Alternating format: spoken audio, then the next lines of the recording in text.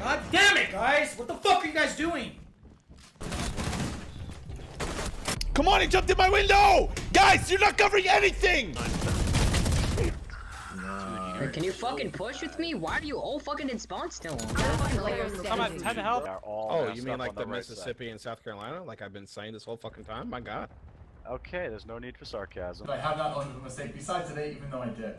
I don't know, I don't want You can't! So shut the fuck up already! It doesn't matter. Shut the fuck up! Shut the fuck up! You have nothing. If you click this video, I can imagine you've probably experienced a moment like this before. Or maybe you've been on the opposite end, dishing the salt out yourself. There's an endless sea of gaming rage clips on YouTube. It's extremely hilarious to watch these moments happen, but an absolute nightmare to experience firsthand. Either way, it's a typical recurrence in team-based multiplayer games. That being said, what is the definition of team? Well, Wikipedia says it's a group of individuals working together to achieve their goal. Okay, and how many multiplayers claim to be team-based? Oh, it's only a few. I think we see these rage moments a lot because players forget they're in a team. I would expect toxic players to love fighting games because if you win, you take all the credit, but if you lose, it's your own damn fault. So let's expand upon this some more. I have my own personal gaming diagnosis I like to call the guy syndrome, promptly named after the character in Spy Kids 3D. I'm the guy. The real guy. Cake. This is when somebody or everybody on your team wants to be the top dog, the person who makes all the clutch plays and is loved by their team. This is common in nearly all multiplayer shooters. I think we've all tried to be the guy at some point in a game. Because of the low success of the guy playstyle, you aren't helping your team by acting like a one-man army.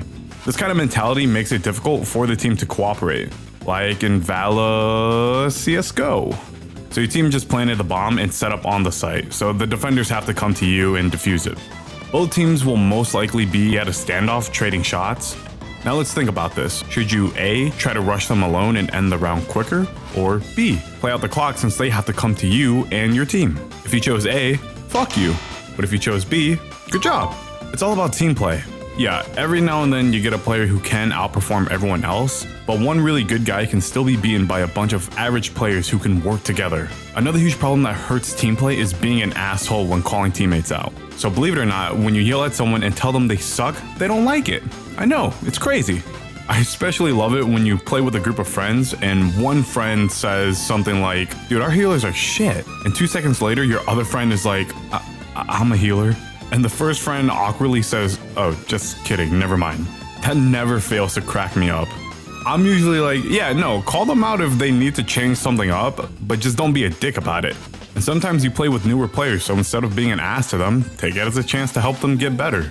Not everyone picks up a game and is a pro. I've actually met some of my friends from playing a game and just hopping in on the comms. Whoa, it's almost like the developers wanted teams to communicate and work together. Dude, they can hear me, and I can hear them. When you get matches like this, it just turns into genuine fun, synergizing together as a team. I've played tons of games where both teams have been neck and neck with each other, and regardless of who wins, everybody was like, damn, what a great game that was. So with all this toxic gamer shit out of the way, let's talk about some games that really nail integrating the team play concept.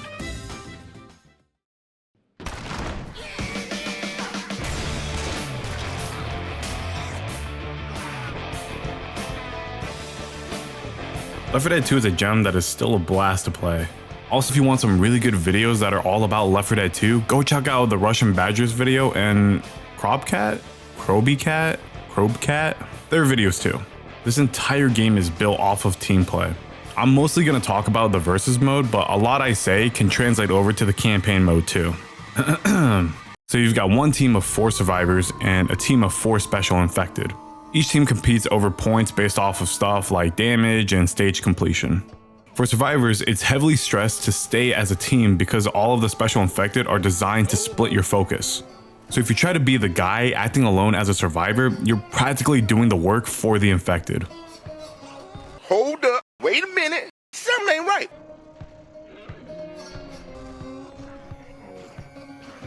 Doing dumb mistakes always opens up a chance to being punished for them.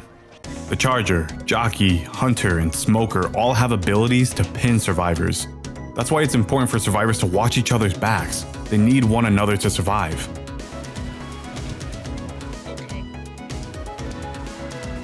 It's the same for the infected. They all need to coordinate their attacks together to stop the sheer force of the survivors from progressing. Get this shit off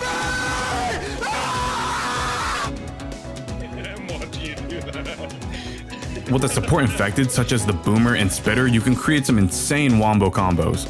Like a Spitter waiting to shoot their acid onto a pinned survivor to maximize damage.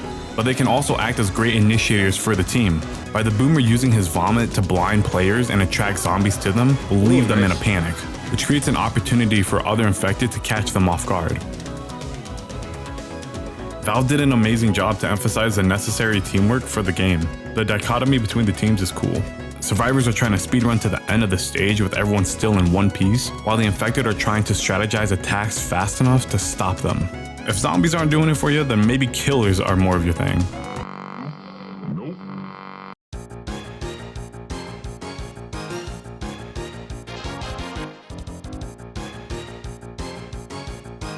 So I have a bit of a love-hate relationship with Dead by Daylight, but I want to point out the team play in it. In contrast to most of the games I've mentioned, in Dead by Daylight, you actually don't have an option to use game chat to communicate. This makes it so that players have to pay attention to everything going on in the match, like who's been down this amount of times, which generators have been completed, where is the killer. You can really tell which players are just trying to escape on their own and the players who are trying to escape together. I'm not a pro at the game, but I've picked up some tips and tricks from my younger brother who is really good at it. The killer will chase and hook down survivors. They can be hooked 3 times, getting sacrificed on the last. So if you haven't been hooked yet but your teammates have, you should try taking the killer's attention so they can take a break to do generators too. It's about everyone working together as a team to trade off the killer so that they can't just kill everybody one at a time, leaving just one person to escape. If you have a team that can understand this playstyle, most matches will be a cakewalk. I mean, even one of the characters, Dwight, has a quote that says it all. We have to work as a team. I need you to survive so I can survive.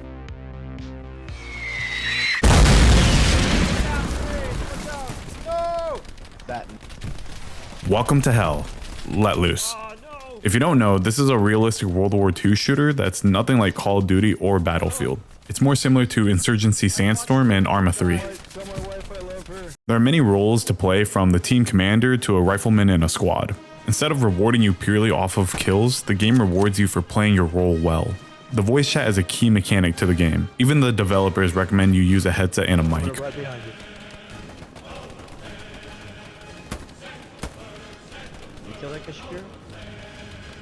Killed somebody. We have an OP there. Moving up. I got that guy. Outpost down. Outpost down. Each team has different chains of leadership that all need to communicate to win. The commander has to coordinate his squad leaders, and in turn, the squad leaders have to coordinate their squads.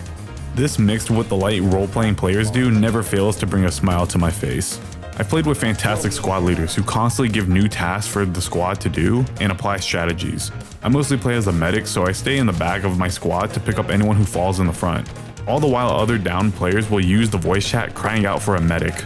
Or when random players on your team will call out a tank and it just gets telephoned to the next person to take care of it.